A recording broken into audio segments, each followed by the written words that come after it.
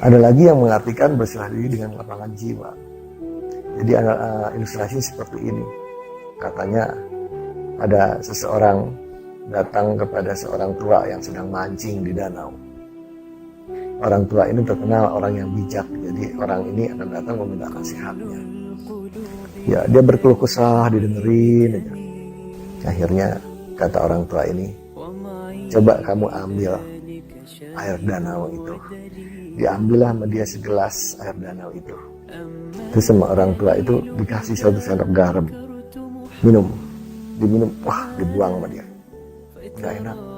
Coba sekarang sama dia, diambil 1 sendok garam, ditebarkan ke danau itu.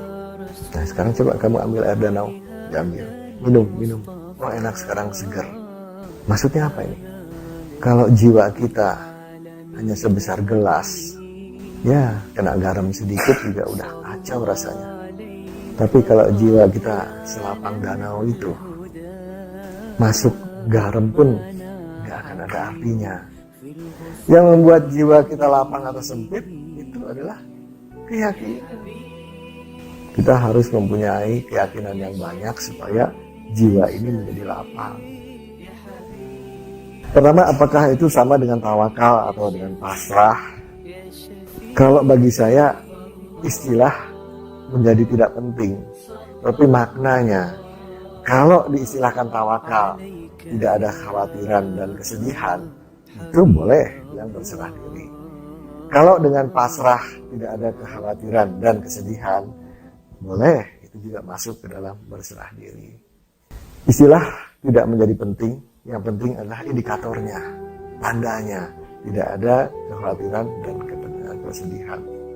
Kemudian yang kedua, karena dirasakan kalau kita menyerahkan dirinya, jiwa dan raga menjadi lebih enak gitu ya.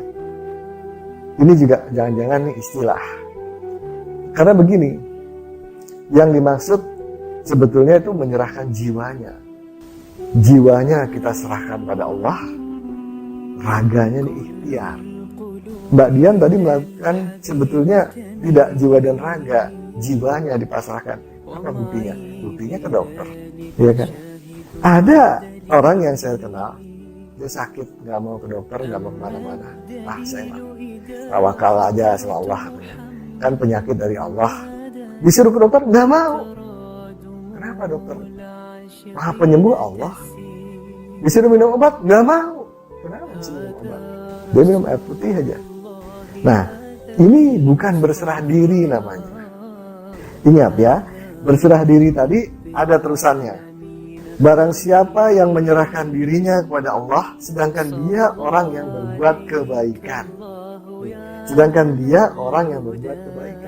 Jadi kalau kita sakit, jiwa kita serahkan pada Allah, berbuatlah kebaikan. Apa itu berbuat kebaikan waktu sakit? Ya ikhtiar. Ke dokter, ke Jepang, ke Singapura, itu berbuat kebaikan. Jadi sebetulnya yang Mbak Dian lakukan, itu sudah benar. Ya, berserah diri, jiwanya yang diserahkan pada Allah. Ininya kan ikhtiar. Jangan ke dokter, ke rumah sakit, niatnya untuk mencari kesembuhan. Ini yang keliru. Kenapa? Sembuh itu kan Tuhan yang menentukan. Ya, hanya kepada Allah lah kesudahan segala urusan. Bukan ditulis gini, hanya kepada dokter lah kesudahan segala urusan. Enggak. Jadi waktu kita ke dokter, jangan sekali-sekali niat kita itu mau cari kesembuhan. Tetapi niat kita apa? Ikhtiar sebaik-baiknya. Yang menyembuhkan Allah. Nah itu yang berserah diri namanya seperti itu. Kok bisa seperti itu? Iya. Kenapa? Saya pasrahkan. Saya lepaskan jiwa saya menggantung pada Allah. Ya Allah, ini urusan Engkau, lepas ke sana. Tapi raga saya ikhtiar. Jadi saya datang ke rumah sakit, saya nggak mau cari sembuh, saya mau ikhtiar. Makan obat juga gitu, ikhtiar. Manusia hidup di dunia hanya satu sebetulnya, untuk diuji. Coba kita punya keyakinan begitu. Manusia dihidupkan Allah di dunia, tujuan Allah cuma satu, yaitu untuk diuji. Nanti masuk surga apa masuk neraka?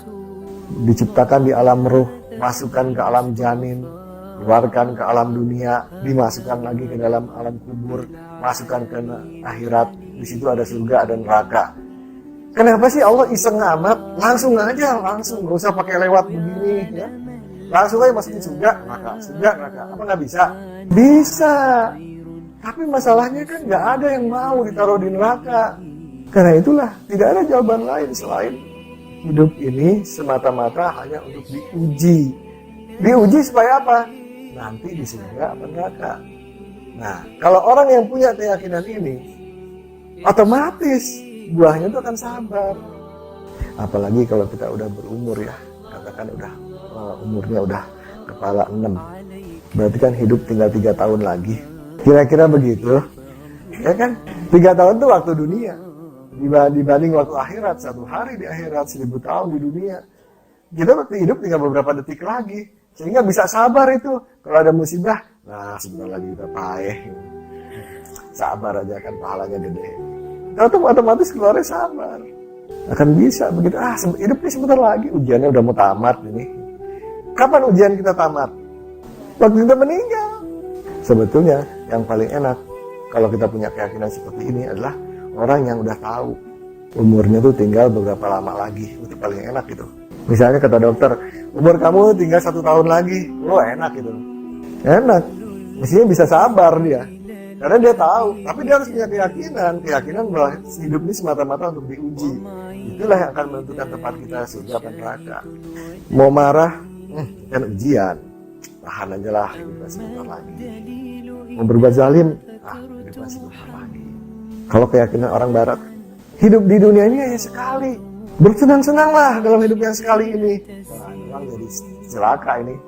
Ya, begitu dikasih tahu dokter umurnya tinggal beberapa bulan lagi, wah dia pasti stres, nggak bisa senang-senang lagi gitu kan pemikiran dia. Tapi kalau di Islam nggak begitu. Bahwa hidup ini memang semata-mata untuk diuji. صلى عليك الله يا علم الهدى ما ناح طير في الغصون يمين يا حبيبي يا شفيع يا شفيع يا حبيبي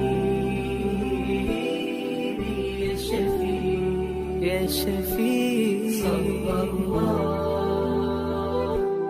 صلى الله عليك يا